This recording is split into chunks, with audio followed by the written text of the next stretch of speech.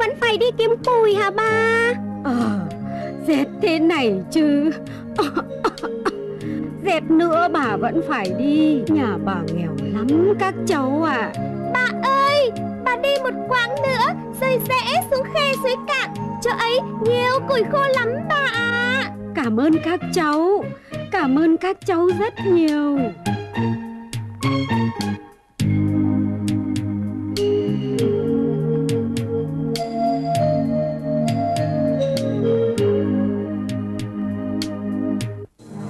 Ôi, những đồng tiền vàng.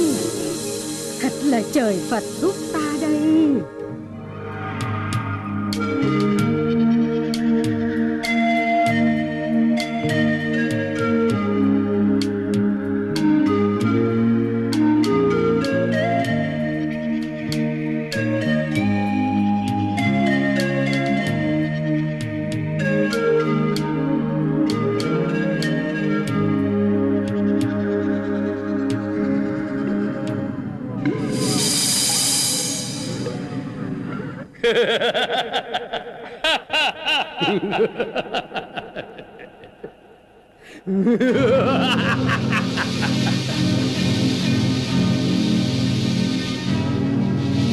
Tiền, ai cũng muốn có nhiều tiền. Bà già kia, bà cần những đồng tiền vàng để làm gì? Dạ, tôi cần một món tiền cho con trai tôi lấy vợ. Lấy vợ? Lấy vợ hả? Đó là điều ta ao ước bấy lâu mà chưa được. Bà già kia, ta cũng muốn cưới một cô gái làm vợ. Bà có thể giúp ta không? Thưa ngài, điều đó làm sao tôi có thể? Nhà ngươi tưởng ta nghèo khó không đủ tiền cưới vợ chăng? Ngươi lầm rồi. Ta có rất nhiều tiền bạc.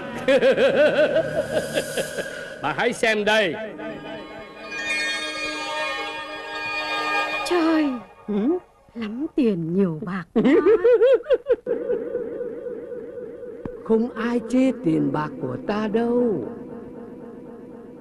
Nhà ngươi nhận lời giúp ta, ta sẽ cho ngươi thật nhiều tiền về cưới vợ cho con. Dạ thưa ngài, tôi không thể. Tại sao ngươi không muốn giúp ta? Nhà ngươi chê tiền bạc của ta chăng? Dạ thưa ngài, không. Có tiền ta sẽ có tất cả. Bà có nhận lời giúp ta không? Thưa ngài, tôi không thể giúp ngài được. Ngươi nhất định không giúp ta. Vậy thì nhà ngươi sẽ phải vào ngục tối.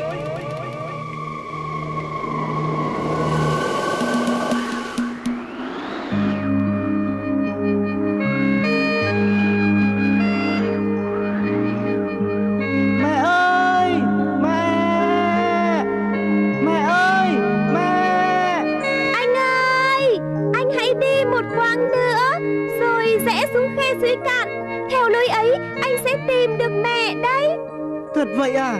Cảm ơn sóc đỏ nhá. Mẹ ơi, mẹ ở đâu? Mẹ ơi, mẹ ở đâu?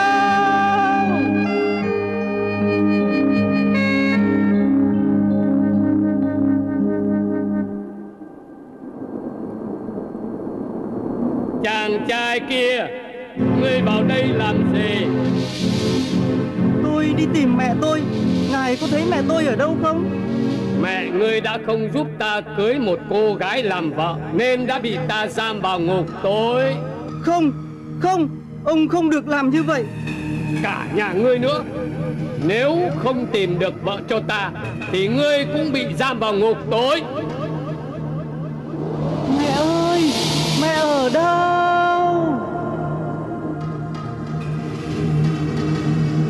Ngươi có chịu tìm vợ cho ta không? Thưa ngài, tôi sẽ đi tìm vợ cho ngài. Nhưng ngài phải thả ngay mẹ tôi. Được, bao giờ ngươi tìm được vợ cho ta, ta mới tha cho mẹ ngươi trở về. Ban ngày ngươi vẫn là người, khi mặt trời lặn ngươi sẽ biến thành hổ trở về hang. Có khách.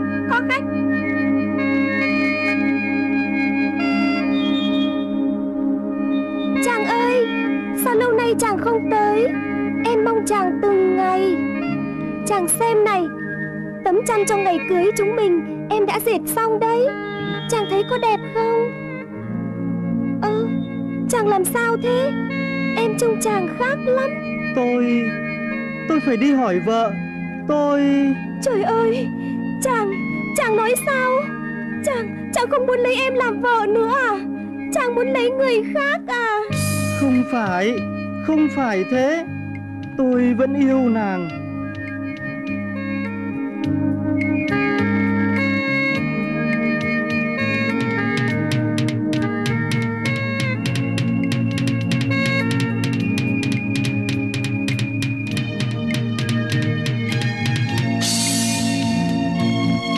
Chàng ơi, chàng... Nàng đừng sợ, tôi đây mà.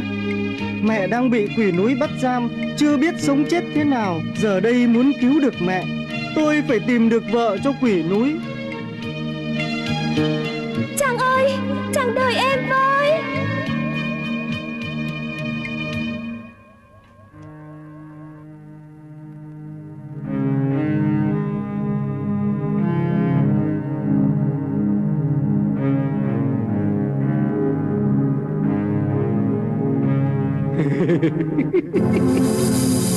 Nàng ơi, nàng đừng sợ. Nàng vào đây làm vợ ta phải không? Tôi lạy ngài, mong ngài tha cho mẹ già và chồng chưa cưới của tôi. Chúng tôi không thể sống thiếu nhau được. Tại sao nàng không muốn lấy ta? Chúng tôi yêu nhau. Tôi và chàng đã đính ước chỉ còn chờ ngày lành tháng tốt thôi à. Yêu, tình yêu là cái quái gì nhỉ? Ta không hiểu. Còn ta có rất nhiều tiền. Ta còn có thể làm cho nàng đẹp lên rất nhiều.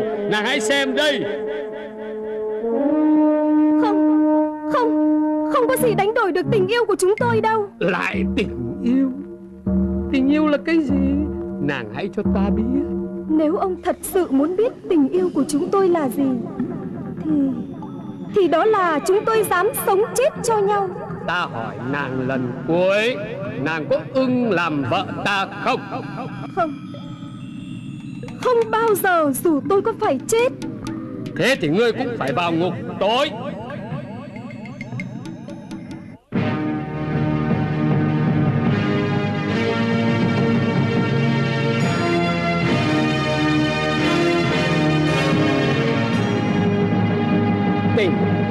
Tình yêu là sống chết cho nhau à? Được, các ngươi hãy nghe đây. Ta không nỡ giết cả ba vì đã dám trái ý ta. Nhưng một trong ba các ngươi sẽ phải chết. Các ngươi nghe rõ điều ta nói rồi chứ?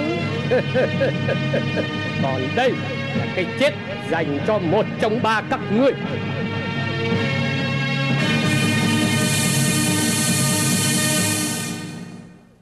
Hai con còn trẻ, cần phải sống để thương yêu nhau. Mẹ đã khổ cả đời vì con xin chết để tỏ lòng hiếu thảo. Nàng hãy thay tôi chăm sóc mẹ già. Không, em xin được chết để chọn tình với chàng. Tôi xin được chết. Con ơi, để cái chết cho mẹ. Chàng ơi, mẹ ơi.